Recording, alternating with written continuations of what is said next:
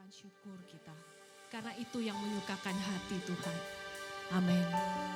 Thank you Jesus.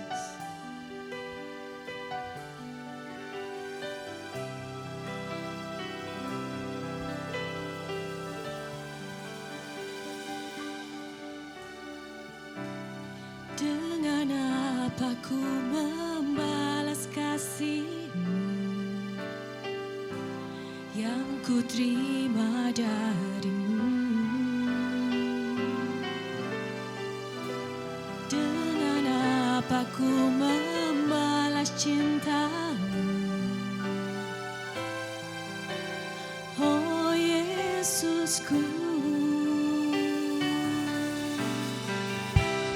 dengan apa ku membalas kasih-Mu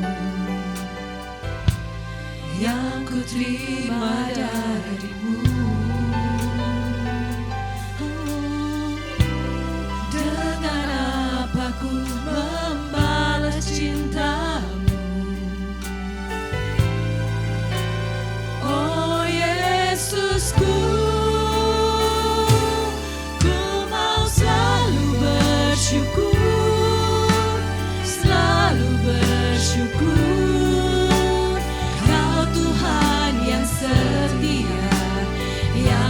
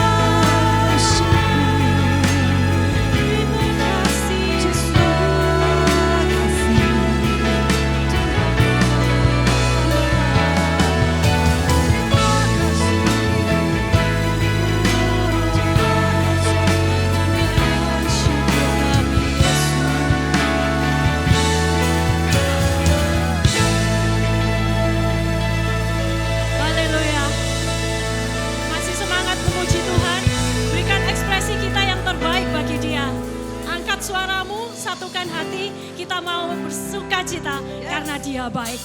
Haleluya.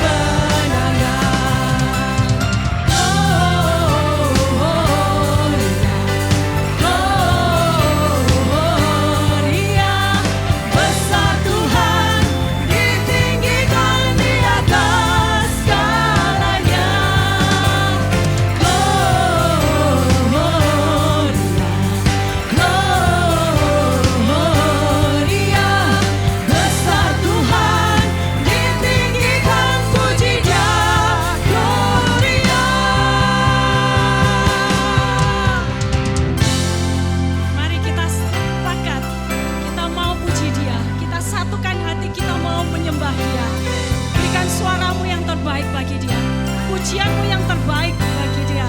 Amin. We give you glory, we give you honor, we give you praise for all that you are. We give you glory, we give you honor, we give you praise. Gloria, we give you glory, we give you honor, we give you praise for all that you are. We give you glory, we give you honor, we give you praise. Gloria, we give you glory, we give you honor, we give you praise for all that you are. We give you glory, we give you honor, we give you praise.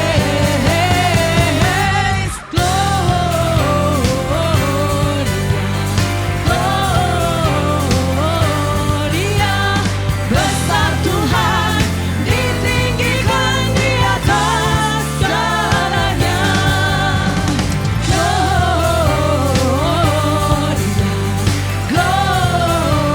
Gloria, besar Tuhan, ditinggikan puji Dia. Gloria.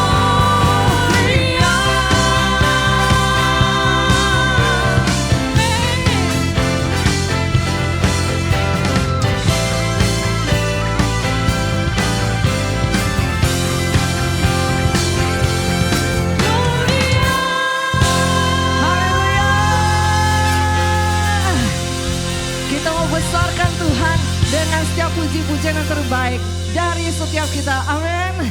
Kita muliakan Tuhan kita. Dia yang terbesar, Dia yang terhebat. Dan tidak ada satu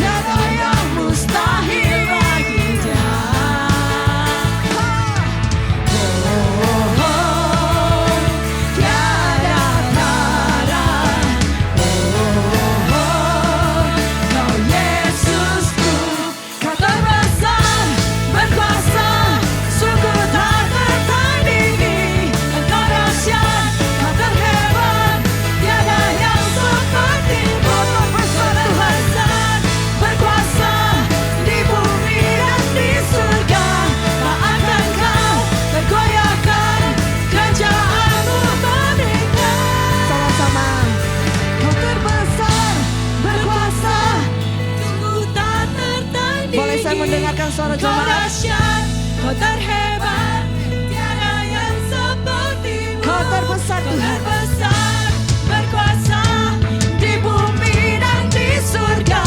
Tak akan kau tergoyahkan, kerajaanmu memerintah. Lebih dahsyat lagi. Berkuasa, sungguh tak tertandingi.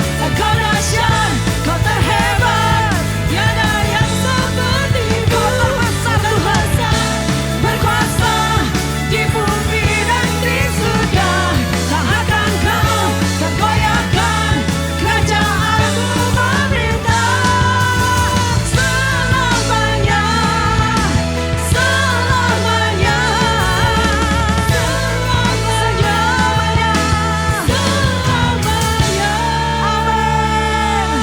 Berikan suara-suara yang tepuk tangan yang terbaik bagi Tuhan kita Yesus. Saya percaya semua saudara baik di bawah maupun di atas balkon. Kita percaya kuasa Tuhan bekerja tengah-tengah kita. Amin. Amin. Yang sepakat sekali lagi berikan tepuk tangan yang paling dahsyat buat Tuhan kita Yesus. Amin. Amin. Silakan Bapak Ibu duduk kembali. Kami datang mengagumi kebesaran Tuhan. Kami datang, kami takjub akan kebesaran dan kedahsyatan Tuhan yang telah Tuhan nyatakan dalam kehidupan kami. Satu hal kami percaya, bahwa bersama dengan Tuhan kami aman. Bersama dengan Tuhan ada pengharapan, ada penyertaan, ada kekuatan Tuhan yang senantiasa Tuhan kau tunjukkan dalam kehidupan kami. Bapak Ibu Saudara, mari kembali kita datang dalam hadirat Tuhan, mempercayakan kehidupan kita sepenuhnya ke dalam tangan kuasa Tuhan. Berserah, hampiri Tuhan dengan kerendahan hati, mengakui kebesaran Tuhan, kedaulatan Tuhan atas hidup kita. Terima kasih Yesus, terima kasih.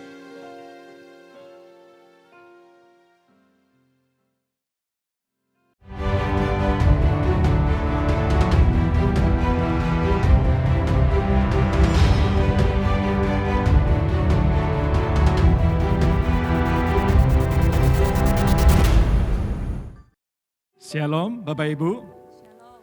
Shalom. Oke, kita akan sama-sama memulai ibadah kita. Firman Tuhan mengatakan, apabila aku berseru, jawablah aku, ya Allah, yang membenarkan aku. Di dalam kesesakan, Engkau memberikan kelegaan kepadaku. Kasihanilah aku dan dengarkanlah doaku. Tuhan menyukai hati kita yang menyembah kepadanya. Ekspresi dari penyembahan kita kepadanya. Kita bisa bermuka dua di hadapan manusia. Tetapi kita sungguh Tuhan mau melihat dari hati kita yang sungguh. Kita mau berseru, menyembah. Dan biarlah ekspresi dari penyembahan kita itu sungguh-sungguh memberkati diri kita sendiri. Dan memberkati kita semua teman-teman yang hadir pada pagi hari ini. Mari kita berdoa di hadapan Allah. Tuhan, hanya Engkaulah Allah yang layak mendengar seru dan doa kami. Dan Engkaulah satu-satunya pribadi yang memberikan kelegaan di dalam kehidupan kami. Tidak ada suatu pribadi yang sanggup mengelola dan mengatur seluruh semesta dan juga mengatur sejarah kehidupan kami. Apa yang terjadi dalam tiap detail kehidupan kami, hanya Engkau Tuhan yang sanggup menjawab, sanggup mengatur, sanggup memberikan kekuatan dan pertolongan, dan memberikan jawaban dalam setiap seru dan pergumulan kami Tuhan. Saat ini biarlah kami memuji, menyembah, menaruh harapan kami, menaruh ucapan syukur kami, dan terima kasih kami kepadamu. Biarlah hari ini kami merayakan bersama-sama sukacita bersama Engkau Tuhan. Kami menyiapkan hati kami untuk hadirat-Mu. Engkau hadir di tempat ini ya Tuhan. Dan kami sungguh-sungguh mau membawa penyembahan kami, hati kami yang tulus, yang merendahkan hati di hadapan-Mu, ya Allah. Terima kasih Tuhan, berkatilah kami dengan kehadiran-Mu pada hari ini. Dalam nama Yesus Kristus, kami sudah berdoa dan mengucap syukur.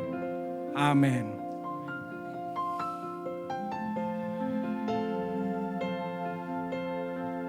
Saya mau ngajak semua sidang Jumat untuk bangkit berdiri bersama-sama. Mari kita tinggikan Tuhan. Mari kita naikkan pujian kita hanya untuk kemuliaan nama Tuhan saja. I sing praises to your name.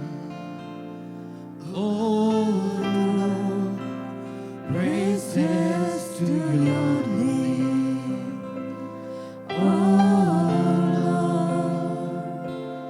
For your name is great and greatly to be praised. Let's sing. I sing praises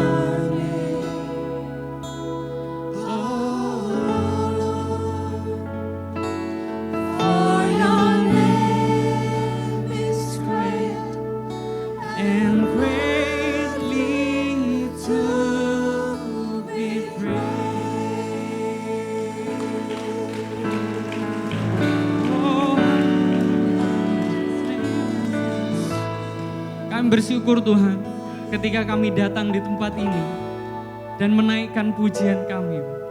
Engkau membalas dengan kehadiran-Mu di tempat ini langsung. We can feel the presence already.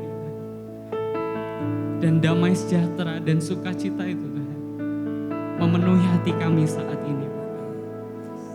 Untuk itu kami akan terus memuji Engkau, menaikkan pujian kami lebih dan lebih lagi hanya untuk kemuliaan nama Tuhan saja.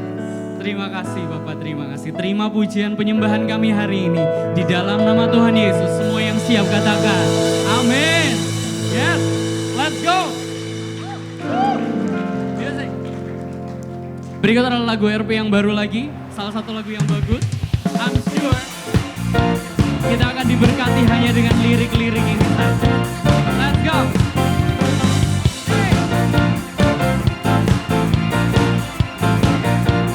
It goes a little something like di dalam seluruh hidupku, Tuhan Kau nyata. Kemenangan di hidupku bukan karena hebatku. Dalam jiwaku Tuhan rasakan penuh. Tuhanku terus bertumbuh meraih kemenangan. Aku takkan gentar, aku takkan goyah, karena Engkau berjalan ada di depanku.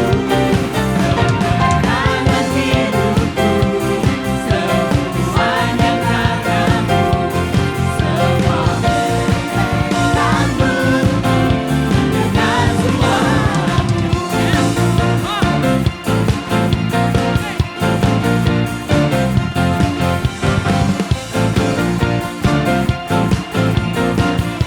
Kita naikkan bersama ya.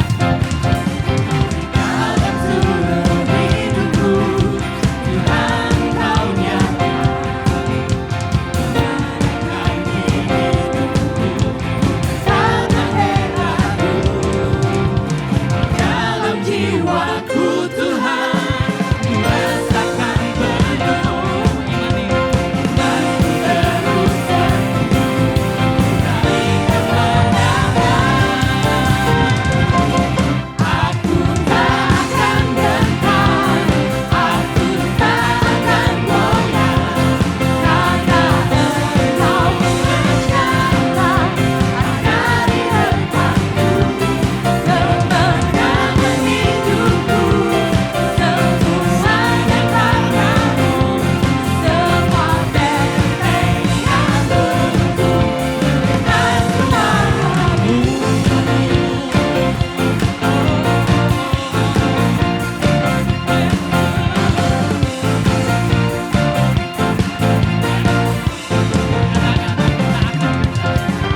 Takkan gentar, aku takkan goyah, berjalan ada di depanku. Kemenangan hidupku semuanya karena-Mu, semua berkat-Mu dengan suaramu.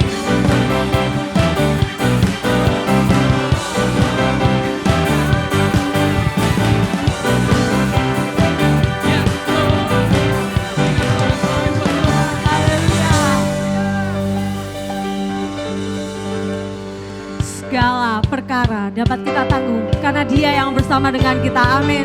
Dia yang memberi kemenangan atas setiap kita. Kita lebih dari pemenang. Amin. Haleluya. Kibarkanlah panjinya, Yesus Raja segala raja. Haleluya. Bangkitlah gerejanya, kita lebih dari pemenang.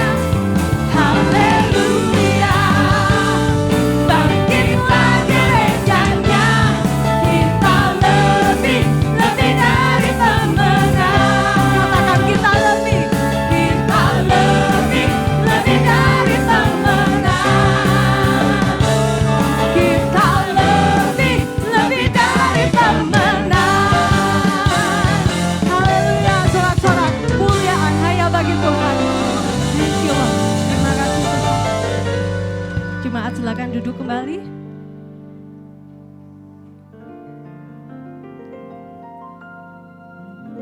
Pagi hari ini Tuhan, ketika kami datang Tuhan, kami haus akan Engkau Tuhan. Kami mau merasakan hadirat-Mu lebih lagi Tuhan. Membawa penyembahan kami, membawa yang terbaik Tuhan. Membawa rasa syukur kami Tuhan ke hadapan tahta-Mu Tuhan. Layakkan setiap kami Tuhan di hadapan-Mu Tuhan. Terima kasih Tuhan. Thank you Lord.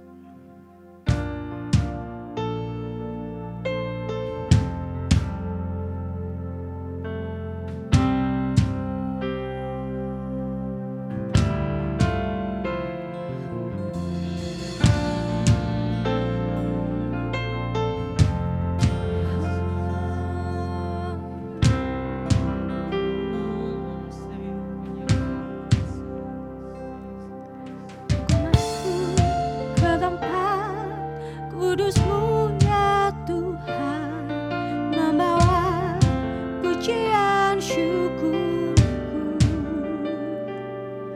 berdiri di hadapan tahta suci-Mu, naikkan penyembahanku. Ku dengar suara malaikat berseru, kudus, kudus, kuduslah Tuhan.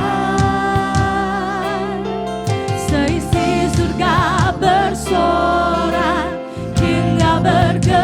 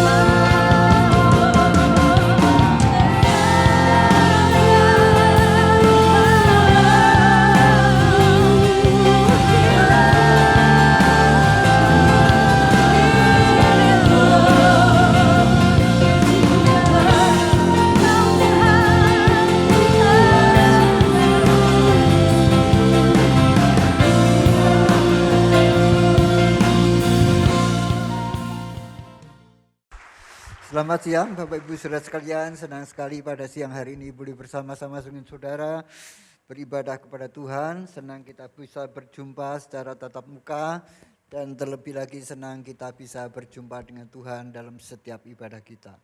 Penting untuk kita merindukan Tuhan di dalam ibadah-ibadah kita agar kehadiran kita di dalam ruang ibadah boleh mengubahkan dan memberkati kita semuanya. Bapak Ibu Saudara sekalian, pada siang hari ini izinkan saya bersama-sama dengan saudara membaca dan merenungkan firman Tuhan. Kita akan membaca dari kitab Daniel pasal yang kedua ayat 1 sampai dengan ayat yang ke-47. Tapi jangan khawatir, saya tidak membaca keseluruhan ayat-ayat ini. Saya akan membaca bagian per bagian. Silakan saudara bisa membuka Alkitab saudara ataupun aplikasi Alkitab saudara sekalian. Tapi setelah dibuka jangan ditutup, karena kita akan membaca bagian-bagian selanjutnya. Jangan diganti dengan Facebook, Instagram, WA, dan lain sebagainya. Mari konsentrasi kita kepada Tuhan, kepada firman-Nya, supaya kita semua boleh diberkati secara penuh oleh Tuhan sih. Baik Bapak Ibu Saudara, saya akan membacanya dari Daniel pasal yang kedua ayat 1 sampai dengan ayat yang ke-13 terlebih dahulu. Nanti kita sambung dalam pembacaan bagian-bagian berikutnya. Daniel pasal yang kedua ayat yang pertama. Pada tahun yang kedua pemerintahan Nebukadnezar, bermimpilah Nebukadnezar, karena itu hatinya gelisah dan ia tidak dapat tidur. Lalu raja menyuruh memanggil orang-orang berilmu, ahli jampi, ahli sihir, dan para kasdim, untuk menerangkan kepadanya tentang mimpinya itu. Maka datanglah mereka dan berdiri di hadapan raja. Kata raja, aku bermimpi dan hatiku gelisah karena aku ingin mengetahui mimpi itu.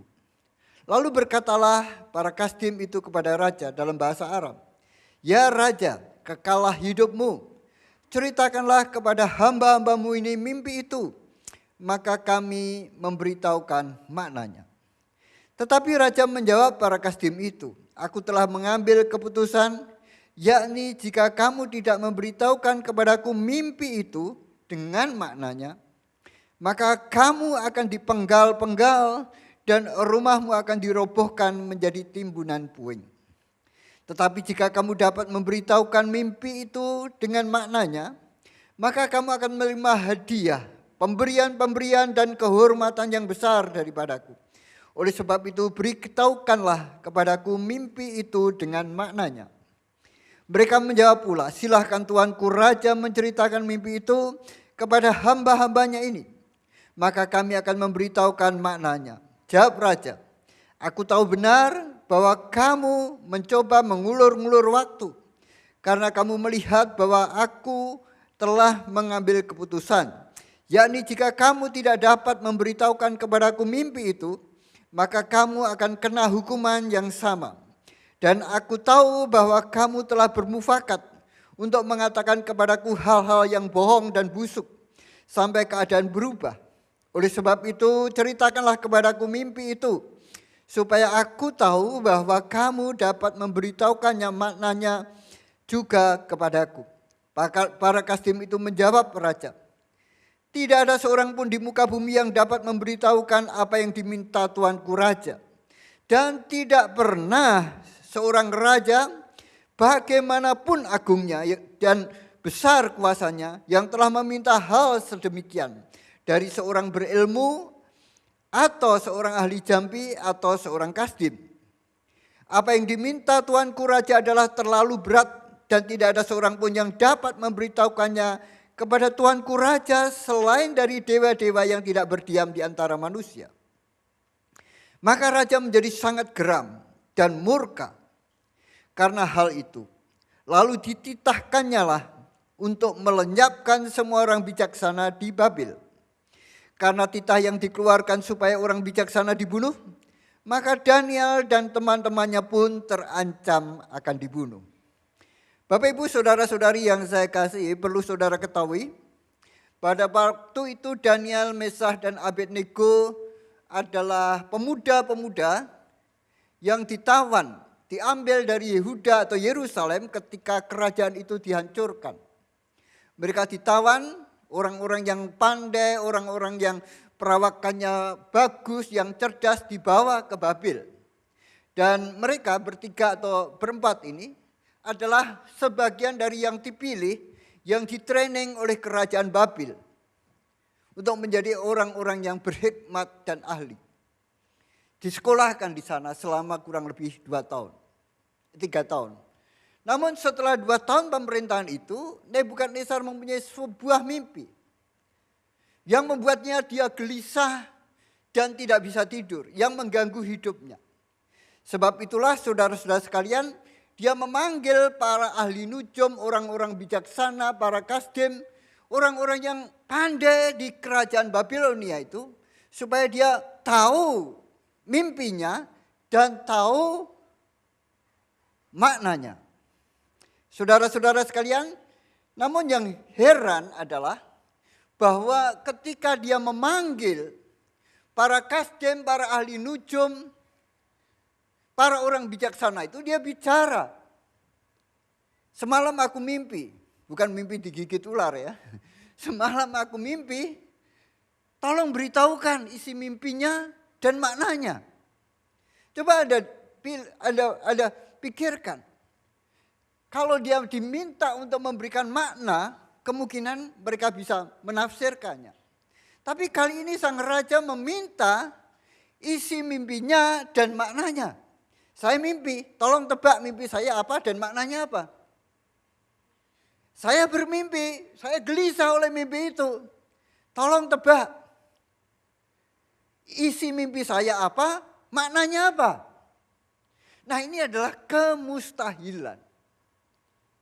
Sampai mereka berkata, para ahli dan orang bijaksana ini orang-orang terpilih. Orang-orang yang sebagian dari mereka dipercaya punya akses kepada kuasa-kuasa supernatural. Semacam perdukunan zaman sekarang. Semakin orang yang bisa meramal nasib seseorang. Yang bisa memberitahu keadaan-keadaan yang akan datang. Seperti itu. Namun rupa-rupanya mereka angkat tangan. Mereka berkata, gak pernah ada raja sehebat, sedahsyat apapun, seagung yang minta permintaan semacam ini. Ini permintaan yang terlalu berat bagi kami. Mereka semua angkat tangan. Tetapi bukan hanya mimpinya atau permintaan yang tidak masuk akal ini, tetapi hukumannya pun sangat emosional. Kalau kamu gak tahu mimpinya, hukumannya adalah kamu dipenggal-penggal. Hukuman mati. Dan rumahmu akan dirobohkan. Artinya konsekuensi ketidakbisaan mereka terhadap permintaan raja itu taruhannya adalah nyawa. Tapi bukan hanya nyawa, tetapi berakibat kepada keluarganya. Rumah mereka dirobohkan. Saudara-saudara, ini adalah sebuah kemustahilan. Mereka sendiri mengatakan, terlalu berat. Tidak ada seorang pun yang bisa menafsirkan kecuali dewa-dewa. Namun rupanya mereka punya dewa pun mereka nggak bisa menafsirkan mimpi atau mengetahui misi dan isi dan tafsiran mimpi tersebut. Kemustahilan. Perintah dari Nebukadnezar. Permintaan yang irasional sekaligus hukuman yang emosional. Saudara-saudara, ini bukan salah ciri dari orang yang tidak pernah merasa bertanggung jawab kepada siapapun juga. Bahkan dia tidak pernah merasa perlu bertanggung jawab kepada Tuhan. Otoriter, diktator. Pokoknya apa saja yang saya kehendaki harus terjadi. Kalau kamu enggak, konsekuensinya pun bukan dicopot dari jabatannya, bukan tidak digaji. Tetapi dibunuh. Coba Anda bayangkan. Permintaan yang tidak masuk akal, yang mustahil dengan konsekuensi nyawa. Saudara, pernahkah Anda menghadapi semacam ini dalam bentuk yang berbeda? Dia berkata, para ahli nujum orang bijaksana berkata, ayat 10 dan 11. Tidak seorang pun di muka bumi yang dapat memberitahukan apa yang diminta raja. Apa yang diminta oleh raja itu terlalu berat, kecuali dewa-dewa yang tidak berdiam di antara orang manusia. Bapak Ibu, seringkali juga dalam bentuk yang berbeda atau mungkin dengan kualitas yang lebih rendah. Kehidupan ini menyodorkan kemustahilan dalam hidup kita. Permintaan pimpinan usaha kita, target yang disodorkan kepada saudara, kondisi keuangan, kondisi kesehatan, kondisi keluarga, seringkali juga meminta kita melebihi sumber daya yang kita miliki, melebihi kemampuan finansial kita, melebihi kemampuan pengetahuan kita. Dan kan orang-orang yang ahli di sekitar kita pun akan mengatakan tidak mungkin kamu menyelesaikan kesulitan ini. Mungkin Anda sedang mengalami atau pernah mengalami, atau saya tidak mengharapkan Anda akan mengalaminya. Bagaimana perasaan Anda ketika Anda diperhadapkan dengan kondisi kemustahilan? Mustahil saya bisa bangkit dari usaha saya. Mustahil keluarga saya dipulihkan. Mustahil relasi saya dipulihkan. Mustahil kesehatan saya dipulihkan. Mustahil pelayanan saya dipulihkan. Mustahil, mustahil, mustahil. Pernah Anda mendengar perkataan seperti itu dari seorang yang lebih berpengalaman dari saudara? Pernahkah Anda mengalami pengalaman ini di dalam hidup saudara? Seringkali kita menjadi putus asa dengan keadaan yang semacam ini, Bapak Ibu Saudara. Sebuah kemustahilan yang kita sedang hadapi. Bapak Ibu, mari kita baca ayat selanjutnya. Ayat yang ke-14. Seperti tadi saya katakan jangan ditutup karena kita akan membaca terus. Ayat yang ke-14. Lalu berkatalah Daniel dengan cerdik. Ingat bahwa Daniel pun adalah menjadi target dari eksekusi itu. Raja sudah mengambil keputusan. Kamu gak bisa, kamu mengulur-ngulur waktu saja sampai pikiranku berubah. Mereka mungkin berharap raja ini agak permintaan yang tidak masuk akal. Kita berharap permintaannya ini berubah, keputusannya berubah. Tapi rupa-rupanya raja berketetapan enggak. Dan akhirnya dia marah menetapkan eksekusi. Orang-orang bijaksana bunuh. Dan salah satu korban yang akan mengalaminya adalah Daniel dan teman-temannya. Salah satu korban. Dan sebab itulah Daniel kemudian mengambil inisiatif, Bapak Ibu. Dia tidak putus asa dengan kondisi yang sedang dihadapi. Yang maut sudah ada di ujung tanduk. Dia tidak putus asa. Perhatikan ayat yang ke-14. Lalu berkatalah Daniel dengan cerdik dan bijaksana kepada Arioh, pemimpin pengawal raja yang telah pergi untuk membunuh orang-orang bijaksana di Babel. Jadi Arioh ini adalah pengawal yang sudah mau melakukan eksekusi. Tapi Daniel datang menghadap dia. Dan dia bicara bukan dengan marah-marah. Bukan dengan protes, dengan demo. Bukan. Pada kondisi yang semacam itu Daniel bicara dengan cerdik dan bijaksana. Ini yang penting. Dengan cerdik dan bijaksana. Kalau saudara diperhadapkan dengan permintaan semacam ini oleh kondisi apapun juga. Seringkali kita marah, kita responi itu dengan kemarahan. Bukan begitu yang dilakukan Daniel. Cerdik dan bijaksana. Kalau Anda membaca pasal pertama pun, Daniel itu menanggapi perintah-perintah yang bagi dia tidak enak. Dia selalu menanggapi dengan cerdik dan bijaksana. Berbeda dengan Nebukadnezar yang emosional. Dia cerdik dan bijaksana. Perhatikan itu kata-kata cerdik dan bijaksana. Jangan terpancing dengan hawa nafsu saudara. Hawa nafsu kita. Dia marah, saya nggak bisa marah memangnya. Lu jual, gua beli. Itu. Bukan itu yang dilakukan Daniel. Bukan itu. Bayangkan kalau itu yang dilakukan Daniel, mati dia. Hancur dia.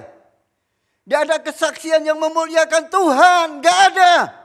Yang ada adalah kehancuran dan kematian. Yang dilakukan adalah dia menanggapi dengan cerdik dan bijaksana. Dia ngomong nih sama dia. Beri kami kesempatan. Ngomong. Katanya kepada Aryo, pembesar raja itu. Mengapa titah raja begitu keras? Ini dikeluarkan oleh raja. Lalu Aryo memberitahukan hal itu kepada Daniel. Karena Daniel nggak tahu urusannya sebetulnya. Nggak tahu. Tiba-tiba datang perintah eksekusi. Orang-orang cerdik pandai eksekusi, bunuh. Nggak tahu urusannya. Dia tanya, kenapa kok begini keras? Dan Aryo memberi jawaban. Maka akhirnya Daniel diberi akses. Menghadap raja dan meminta kepadanya. Ini luar biasa saudara. Kalau dia meresponi ini dengan marah-marah, dengan demo, dengan protes, gak akan diberi izin menghadap raja. Tapi karena dia cerdik dan bijaksana, dia diberi akses kepada raja. Maka Daniel menghadap raja dan meminta kepadanya supaya ia diberi waktu dan memberikan makna itu kepada raja. Ini luar biasa. Saya yakin Daniel ngomong sama raja ini cerdik dan bijaksana. Sehingga raja pun ya sudah aku kasih waktu. Coba bandingkan dengan permintaan para orang bijaksana ahli nujum tadi. Kamu mengulur-ngulur batu. Kamu bermufakat kasih kabar bohong kepadaku. Keras reaksinya raja. Kamu hanya mengulur-ngulur waktu saja sampai aku berubah. Bunuh. Tapi kenapa reaksinya raja terhadap permintaan Daniel berbeda? Faktor apa yang membuat reaksi raja berubah? Cerdik dan bijaksana. Saudara, Anda tidak bisa merubah kemarahan dengan kemarahan. Kita nggak bisa merubah kemarahan dengan kemarahan. Kita nggak bisa mengalahkan kekerasan dengan kekerasan. Itu yang katakan Martin Luther King. Kalau Anda diperhadapkan dengan kondisi ini, yang Anda perlukan adalah cerdik dan bijaksana. Sampai raja ngomong, kasih waktu. Oke, kasih waktu. Setelah dikasih waktu, ini langkah yang penting, saudara. Ayat 12. Ayat 17. Kemudian pulanglah Daniel dan memberitakan hal itu kepada Hanaya, Misael, dan Asaria. Nama lain dari Sadrah, Mesah, dan Abednego, teman-temannya. Ketemu dengan maksud supaya mereka memohon kasih sayang kepada Allah semesta langit mengenai rahasia itu. Supaya Daniel dan teman-temannya jangan dilenyapkan bersama-sama orang-orang bijaksana yang lain di Babel. Apa yang dilakukan Daniel? Setelah dia dikasih waktu, dia datang kepada Sadrah, Mesah, dan Abednego. Datang untuk apa? Beritahu masalahnya. Kita terancam dengan hukuman mati ini. Dan tidak tinggal diam, ya sudah. Mati ya sudah mati. Bukan itu sikapnya. Tapi mereka memohon belas kasihan Allah. Kasih sayang kepada Allah. Dan mereka berdoa bersama. Saudara, ini penting. Kalau semua jalan sudah buntu di dunia ini, bagi anak-anak Tuhan tidak ada jalan buntu. Selalu ada jalan keluar, yaitu kepada Allah. Saudara, bayangkan ketika Musa dan orang Israel dikejar oleh tentara Fir'aun. Padang gurun kanan kiri, laut di depan mereka. Tidak ada jalan keluar. Kecuali Musa berdoa kepada Tuhan. Gimana nih Tuhan? Dan Tuhan kasih perintah kepada Musa. dan laut pun terbelah memberi jalan buat mereka. Mereka berdoa bersama-sama. Inilah pentingnya saudara. Mungkin Anda sudah berdoa, tetapi apakah Anda perlu berdoa bersama-sama? Daniel pun perlu. Inilah pentingnya mengapa kita harus terlibat dalam kelompok kecil. Inilah pentingnya kita terlibat dalam kesan, dalam konteks, dalam istilah saudara. Bukan untuk bergosip. Bukan hanya sekedar makan bersama. Tetapi supaya kita bisa saling mendoakan. Kita bisa melepaskan beban kita bukan untuk diceritakan kepada orang lain. Tetapi supaya kita menjadi sehati berdoa. Dan saudara tahu kisah tadi bahwa Tuhan menjawab doa mereka. Tapi saudara harus perlu menjadi catatan kita saudara. Daniel itu memang kenapa doanya dijawab begitu indah oleh Tuhan. Karena memang Daniel ini orang yang hidup dalam kekudusan. Hidup dalam kebenaran, hidup takut akan Tuhan.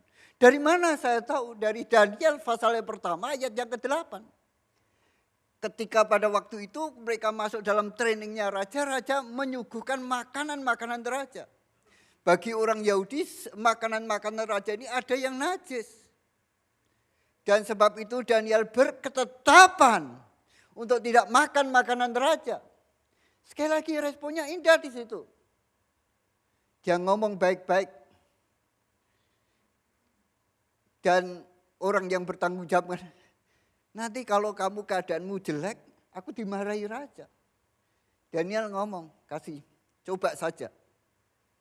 Lakukan pencobaan. Setelah 10 hari mereka makan, mereka kedapatan lebih sehat, lebih pandai. Dan akhirnya mereka diizinkan dengan makan sayur mayur belaka. Saudara sekali lagi, kalau Anda menghadapi perintah yang tidak Anda inginkan, kondisi yang tidak Anda harapkan, yang tidak sesuai dengan maksud atau kenyamanan saudara, yang Anda perlukan bukan protes marah-marah, gebrak meja. Bukan itu. Yang Anda perlukan adalah cerdik dan bijaksana. Daniel hidup dalam kebenaran. Dia menjaga dirinya supaya dia tidak najis oleh makanan-makanan raja. Artinya dia hidup benar, saudara. Yakobus pasal 5 ayat 16 berkata, doa orang yang benar bila dengan yakin didoakan sangat besar kuasanya. Jadi hidup menjadi orang benar itu penting. Berdoa memang penting, tetapi menghidupi firman dalam keseharian sangat penting. Doa kita akan menjadi doa yang hamba atau doa yang penuh makna tergantung cara hidup sehari-hari kita. Doa kita menjadi doa yang menyenangkan kita, menghadirkan hadirat Allah atau menjemukan adalah tergantung bagaimana kita menghidupi firman Allah setiap hari. Doa orang benar sangat besar kuasanya. Daniel juga punya gaya hidup yang berdoa. Kalau Anda membaca dalam Daniel pasal 6 ayat 7 sampai 12, meskipun ini bercerita yang akan datang, tetapi kalau Anda membaca sana, ketika dia diancam untuk dimasukkan ke gua singa, dia tetap berdoa. Seperti yang biasa dilakukan. Seperti yang biasa dia lakukan, sehari dia berdoa 3 kali. Makan pagi, makan siang, dan makan malam. Amin. Itu yang kita lakukan. 3 kali saya berdoa. Makan pagi, makan siang, dan makan malam. Bukan. Saudara harus lihat bahwa pada waktu itu dilarang orang berdoa meminta apapun kecuali kepada raja. Tapi dengan tetap dia tidak kompromi. Pergi ke ruang atas menghadap ke Yerusalem dan berdoa kepada Allah semesta langit. Seperti yang dia biasa lakukan 3 kali sehari. 3 kali sehari Daniel berdoa, itu kebiasaan. Itu gaya hidup yang berdoa. 3 kali sehari orang Yahudi zaman dulu seperti itu. Berdoa kepada Tuhan. Banyak orang berdoa ketika ada masalah. Ada kesulitan baru dia berdoa. Sebab itu ketika dia berdoa 2-3 kali tidak dijawab, dia sudah angkat tangan.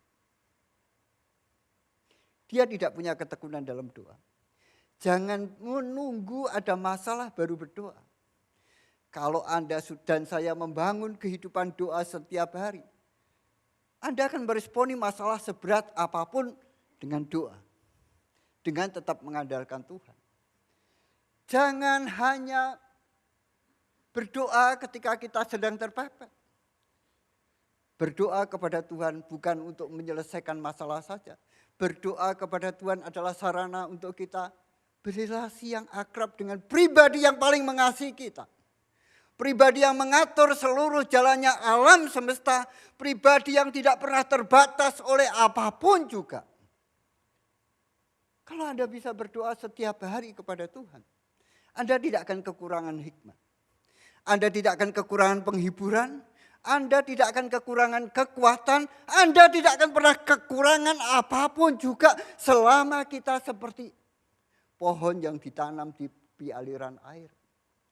Saudara selalu punya bahan untuk menyelesaikan kesulitan Anda.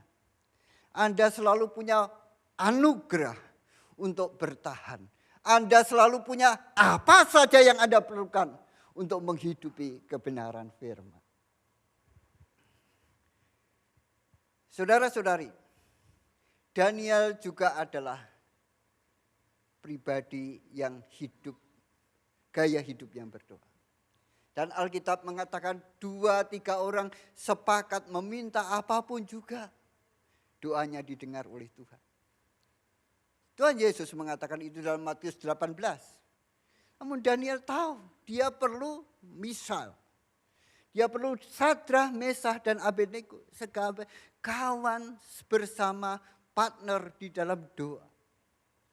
Saudara, kalau beban Anda terlalu berat, bagikan kepada orang-orang yang Anda percayai.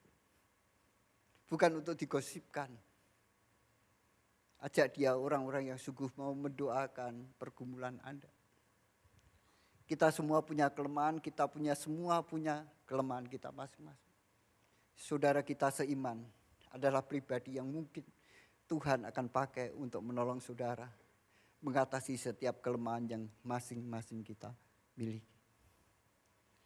2-3 orang sepakat meminta apapun. Paling tidak Anda punya istri, punya anak, punya keluarga. Jadikan mereka adalah kawan-kawan, rekan-rekan doa saudara yang gigih di hadapan Tuhan. Berdoa bersama. Itulah cara yang Daniel lakukan. Dia tahu kematian sudah ada di depannya. Tapi dia tahu dia punya Allah yang sanggup menolong dia. Saudara tahu saudara punya kemustahilan masing-masing. Sepatutnya juga Anda tahu bahwa Anda punya Allah yang hidup. Yang bisa menolong saudara. Menyelesaikan, memberi jalan keluar dari setiap kemustahilan yang kita masing-masing hadapi. Apa yang didoakan oleh Daniel? Yang didoakan oleh Daniel kalau Anda lihat pada ayat 8 dan ayat yang ke-20. Yang diminta oleh Daniel pada waktu itu adalah hikmat. Tuhan beri kami hikmat untuk memberitahukan rahasia mimpi itu dan makna mimpi itu. Dia tidak minta masalah itu berubah. Dia tidak minta pikiran raja berubah. Dia tidak minta apapun juga. Dia minta belas kasihan Allah, kasih sayang Allah. Dan dia minta hikmat Allah supaya dia bisa menjadi solusi dari masalah itu. Saudaraku, kitab Yakobus pasal yang pertama ayat 5 dan 8 juga berbicara hal yang sama. Kalau Anda membaca surat Yakobus pasal yang pertama, ayat 5 dan ayat yang ke-8 berbunyi demikian, saudara.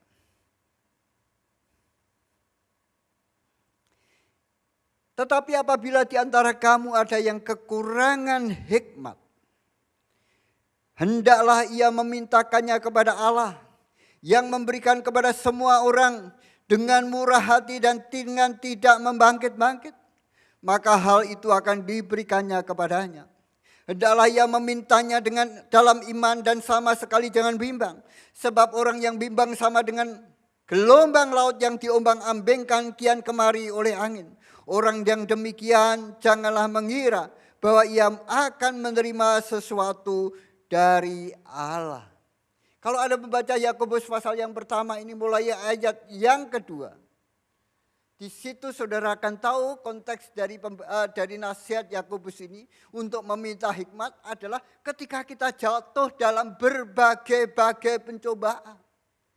Dengan berbagai-bagai macam kesulitan uang, kesulitan pekerjaan, kesulitan kesehatan, kesulitan pelayanan, kesulitan keluarga, berbagai-bagai persoalan datang bertubi-tubi dalam hidup saudara. Sehingga itu sepertinya kemustahilan yang Anda sedang hadapi.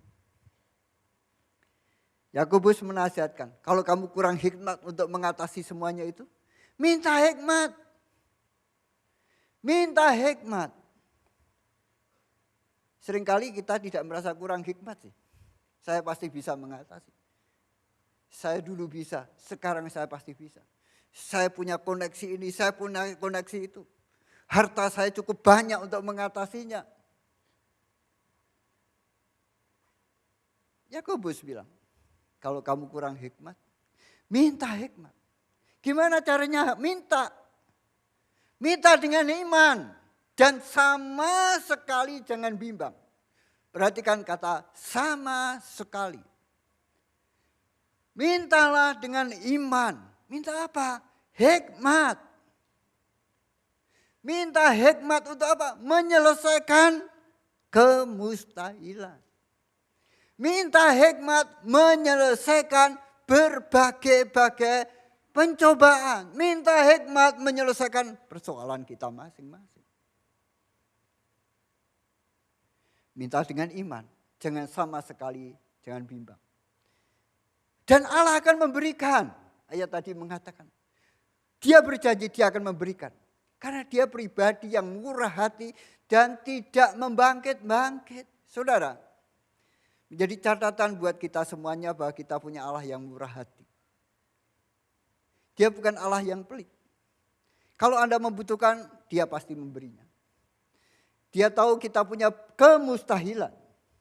Dan dia tahu Anda perlu hikmat untuk mengatasi kemustahilan. Berdoalah minta hikmat untuk mengatasi itu.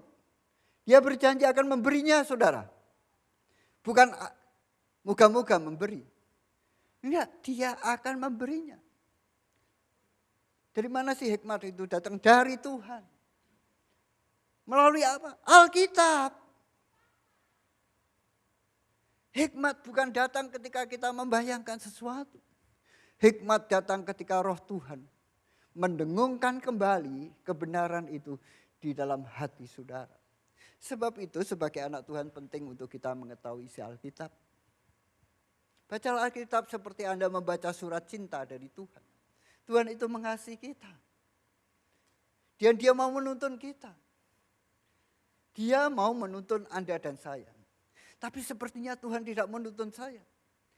Bukan sepertinya Tuhan tidak menuntun. Kita yang tidak mendengar tuntunan Allah. Kita yang tuli dari tuntunan Tuhan. Dosalah yang membuat telinga kita tidak bisa mendengar.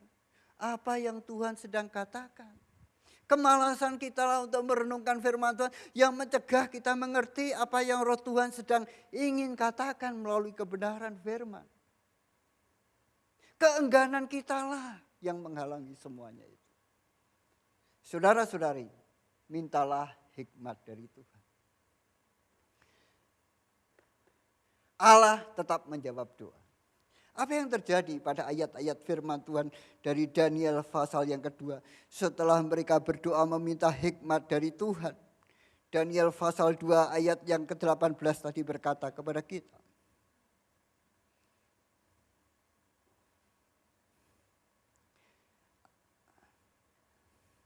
ayat 19 maksud saya. Maka rahasia itu disingkapkan kepada Daniel kepada suatu penglihatan malam.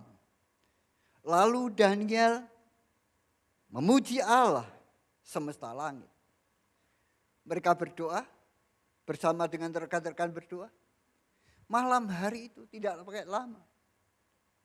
Tuhan menyingkapkan rahasia itu melalui sebuah penglihatan yang diterima oleh Daniel. Solusi. Tuhan menjawab doa, saudara.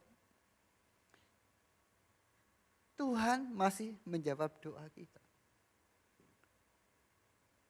Kenapa sih kita sulit untuk berdoa? Doa itu mudah tapi sulit. Kalau saya berdoa, ngantuk datang. Saya nonton drama, mata terbuka. Saya baca firman, mata tertutup. Saya dengar gosip, mudah ditangkap.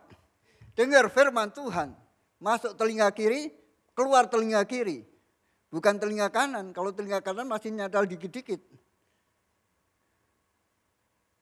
Kenapa? Karena begitu Anda tahu bahwa Tuhan itu hidup menjawab doa kita. Iblis gak dapat menipu kita, gak akan membuat Anda putus asa, stres dan lain sebagainya. Anda selalu punya jawaban atas setiap kesulitan. Anda selalu punya pengharapan di setiap kemustahilan. Anda selalu dapat mempertahankan iman di tengah-tengah siksaan dan aniaya. Saudaraku, Tuhan menyatakan jawaban itu kepada dunia. Akhirnya apa? Dampaknya apa? Dampaknya nyawanya diselamatkan. Bukan hanya nyawanya mereka berempat yang diselamatkan, tetapi seluruh orang bijaksana. Yang sebagian mereka tidak mengenal, bukan sebagian, semua mereka tidak mengenal Tuhan.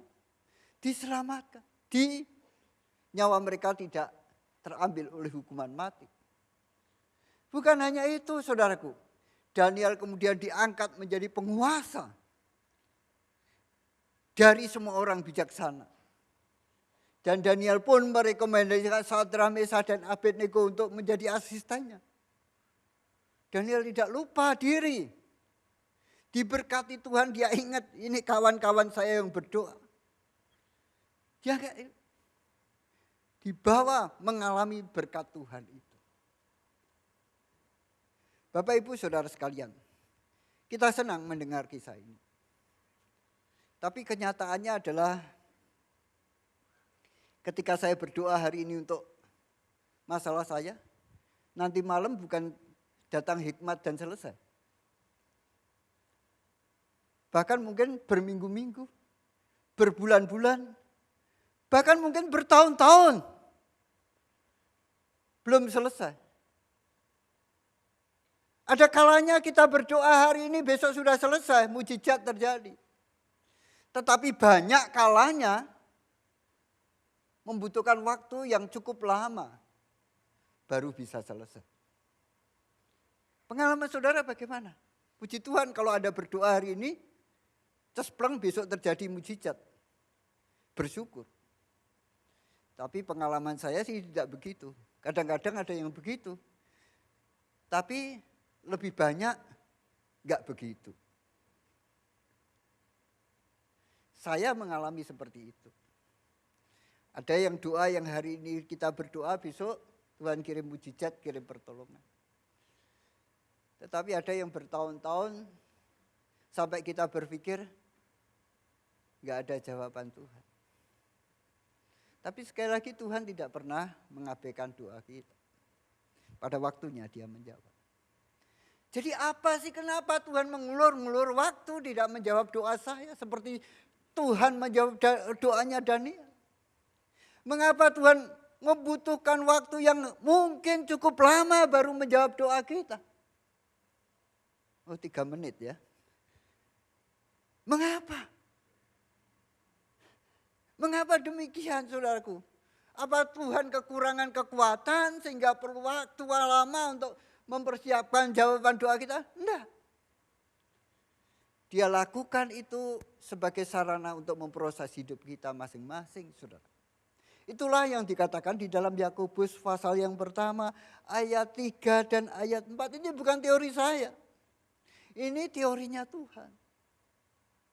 Supaya kesulitan itu menimbulkan ketekunan dan ketekunan akan membawa saudara menjadi dewasa, sempurna dan tidak kekurangan sesuatu apapun juga. Itu targetnya Tuhan.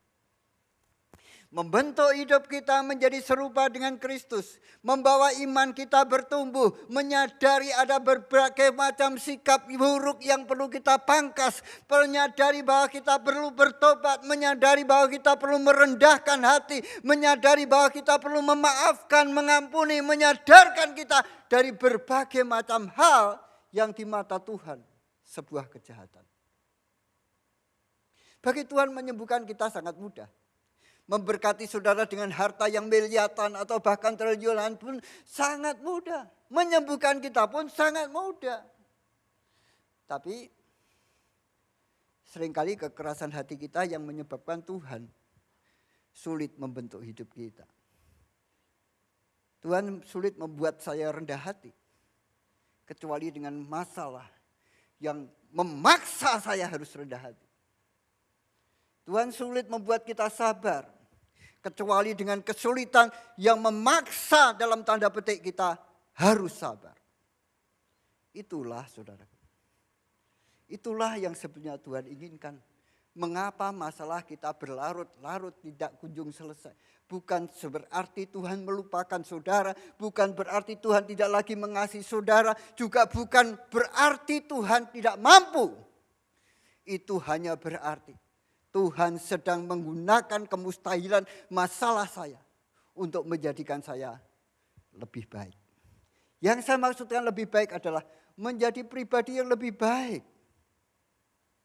Yang saya maksudkan menjadi lebih baik adalah menjadi serupa, semakin hari serupa dengan sifatnya Yesus. Bapak Ibu, Allah masih menjawab doa. Apa yang harus dilakukan? Apa yang Daniel setelah dia dijawab doanya, dikasih kedudukan, teman-temannya mendapat kedudukan, sudah nol.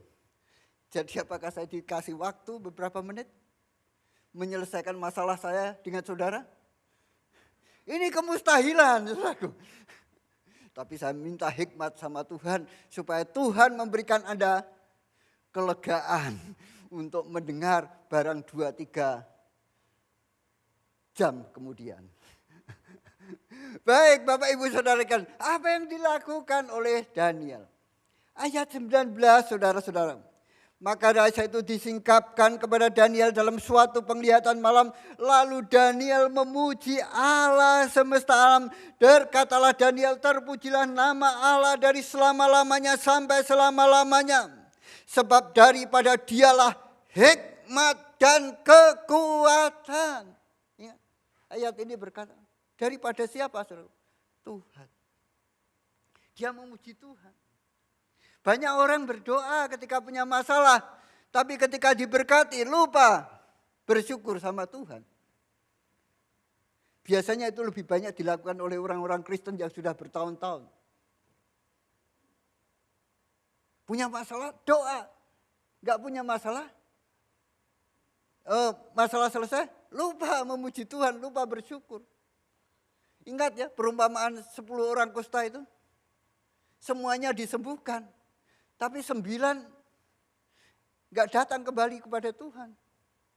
1 orang yang datang bersyukur. Dan dia adalah orang Samaria. Yang 9 orang Yahudi. Bertahun-tahun jadi orang Kristen. Wajar dong kalau Tuhan jawab saya. Wajar kalau Tuhan memberkati saya dan lupa semuanya. Daniel bersyukur kepada Tuhan. Tapi bukan hanya bersyukur puji Tuhan, Tuhan sudah menyelesaikan masalah. Saudara baca ayat itu indah sekali saudara.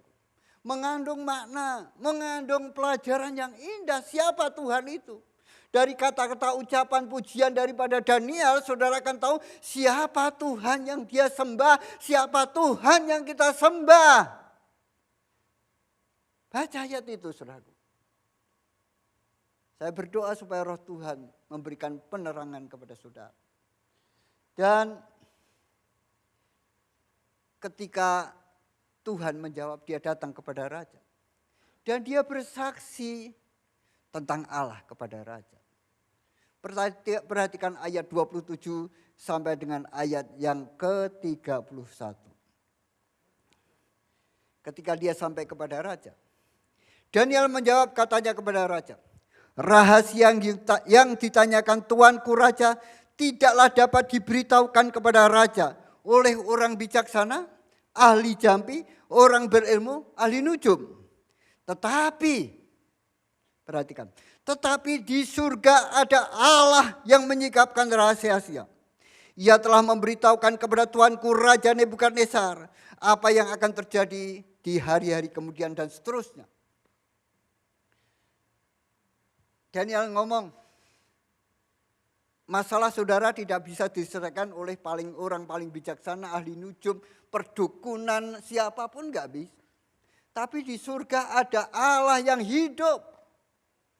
Kalau semua masalah yang tidak Anda hadapi adalah tidak bisa diselesaikan oleh sumber daya apapun juga, ingat, saudara punya Bapa di surga yang sanggup mengatasi masalah saudara. Kalau kemustahilan ada di depan kita, ingat, kita punya Bapa di surga yang ahli menyelesaikan kemustahilan. Perhatikan ayat yang ke-30.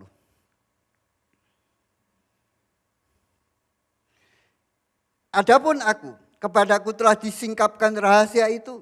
Bukan karena hikmat yang mungkin ada padaku melebihi hikmat semua orang yang hidup. Tetapi supaya maknanya diberitahukan kepada Tuanku Raja. Dan supaya Tuanku mengenal pikiran-pikiran Tuanku. Berarti ayat ini indah sekali. Dia berkata, dan kepadaku disingkapkan itu. Bukan karena aku lebih pandai daripada orang-orang berhikmat ini. Bukan.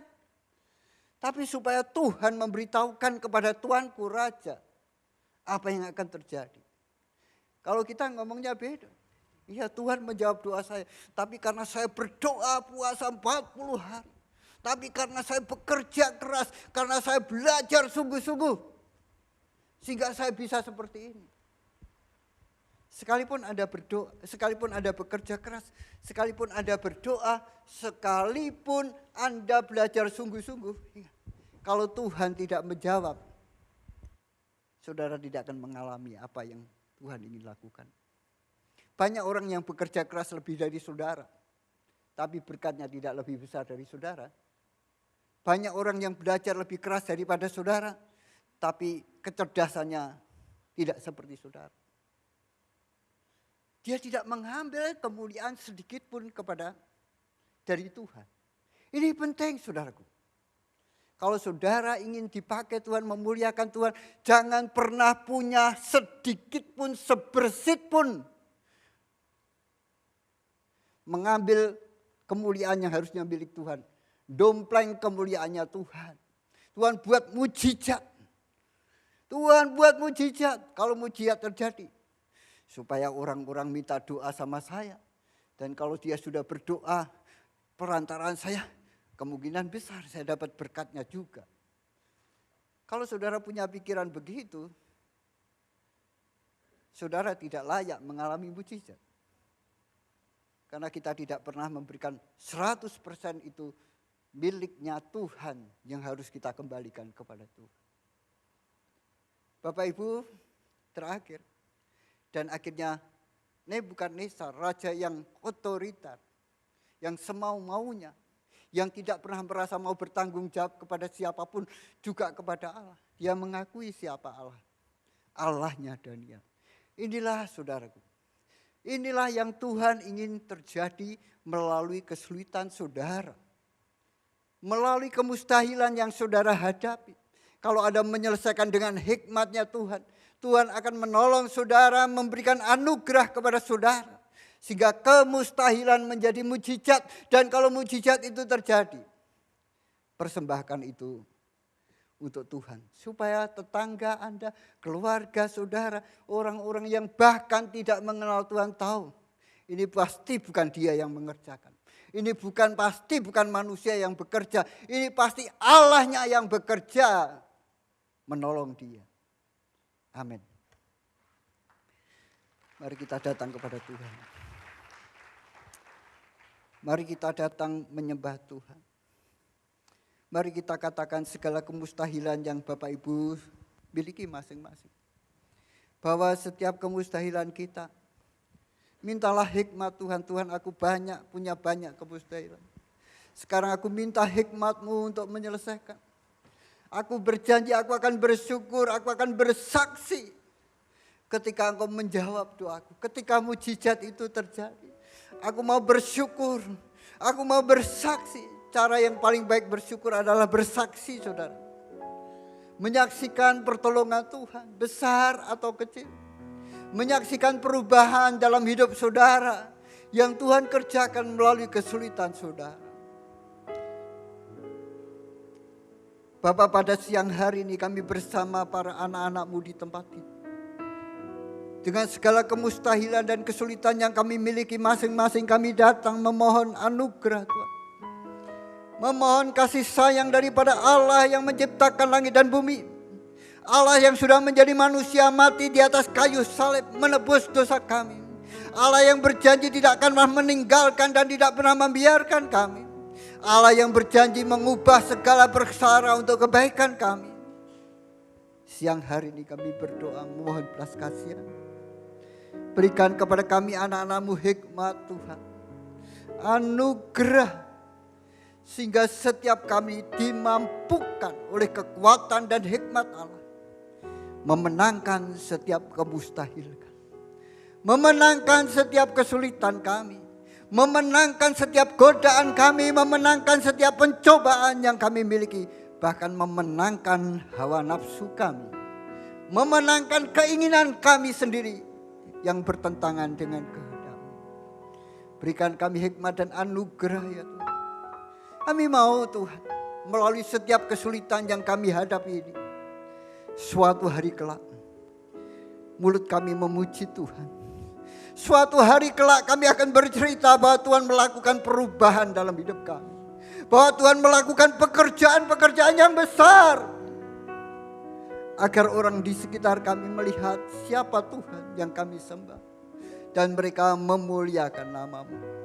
Kami percaya Engkau menghendaki kami menjadi saksi-saksi yang hidup akan kebesaran dan kuasa Allah. Saksi-saksi yang membawa banyak orang datang kepada Tuhan. Dalam nama Yesus. Amin.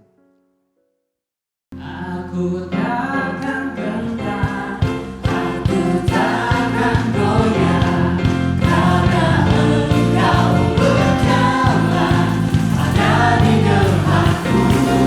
Kemenangan hidupku, semua di tangan-Mu, semua benteng kalungku, berkat Tuhan.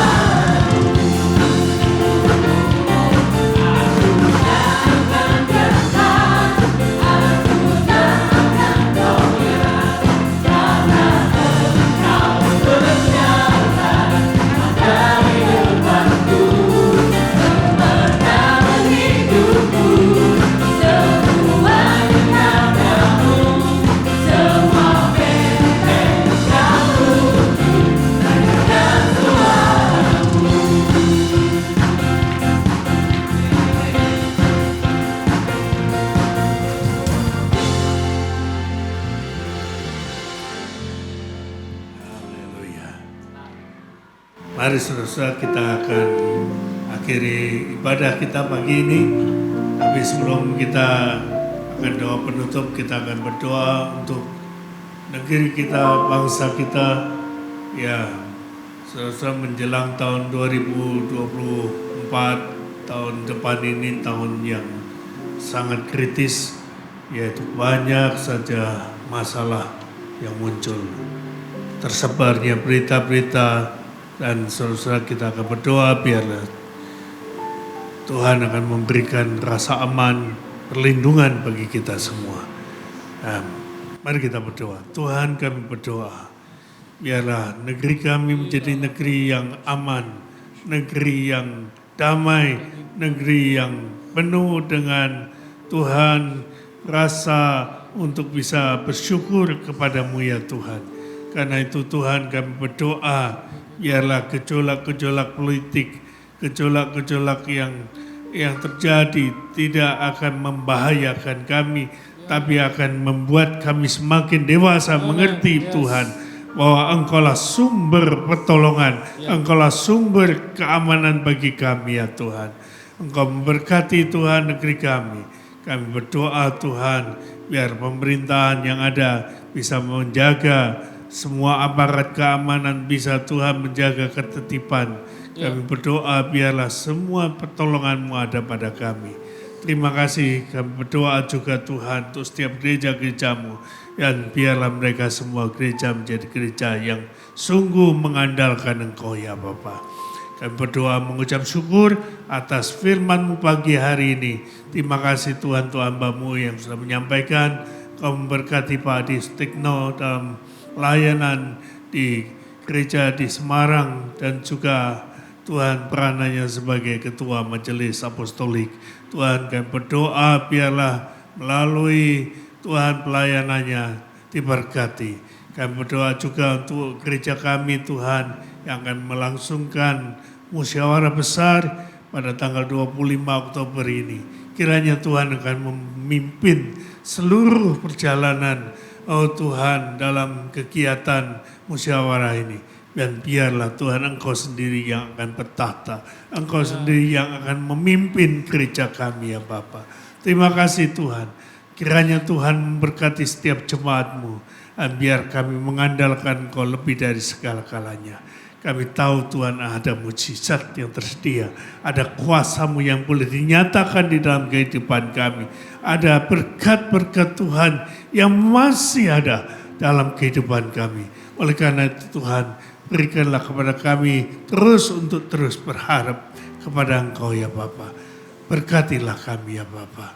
Saudara-saudara yang dikasihi Tuhan, mari kita akan kembali ke tempat kita masing-masing dengan membawa berkat dari Allah Bapa, cinta kasihnya Tuhan kita Yesus Kristus, dan persekutuan oleh kuasa dari Roh Kudus dari sekarang ini sampai Tuhan Yesus datangnya kedua kalinya. Di dalam nama Tuhan Yesus, mari yang percaya mengatakan amin. Tuhan Yesus memberkati. Selamat pagi.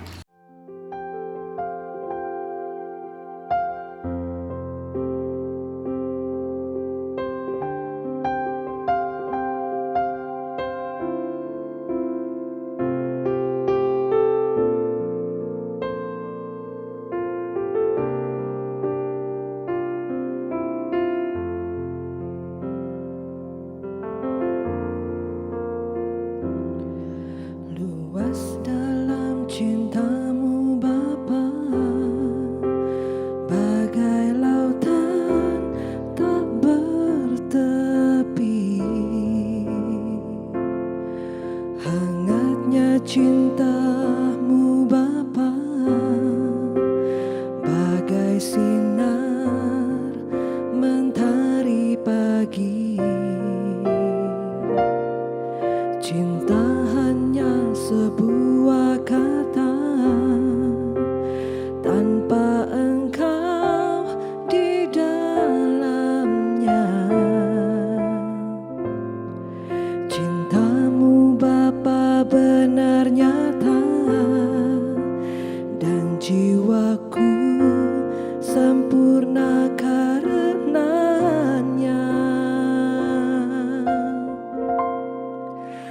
Saat ku lihat ciptaan-Mu, ku saksikan kebesaran-Mu. Sungguh tak ada yang seperti-Mu,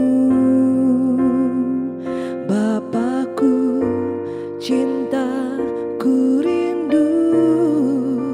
Saat ku lihat hidupku, ku saksikan penyertaan-Mu. Sungguh semua campur tangan-Mu, bukan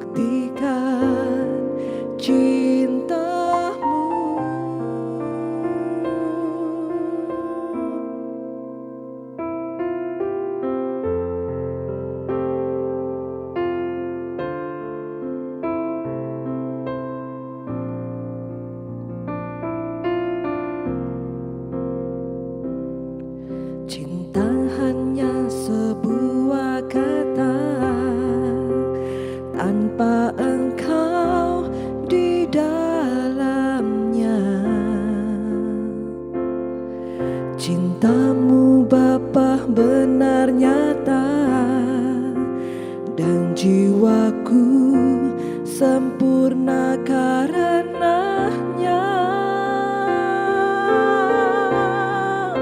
Saat ku lihat ciptaanmu, ku saksikan kebesaranmu. Sungguh tak ada yang sepertimu. Bapakku, cintaku rindu saat ku lihat hidupku. Ku saksikan penyertaanmu. Sungguh semua campur tanganmu. Buktikan cintamu, Bapakku.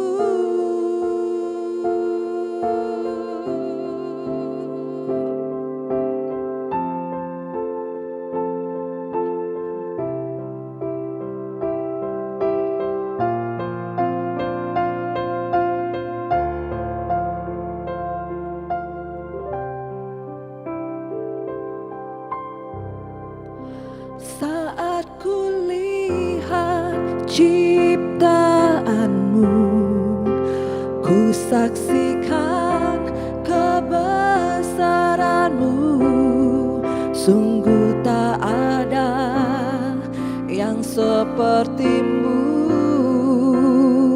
Bapakku, cintaku rindu saat ku lihat hidupku. Ku saksikan penyertaanmu. Sungguh semua campur tanganmu. Bukti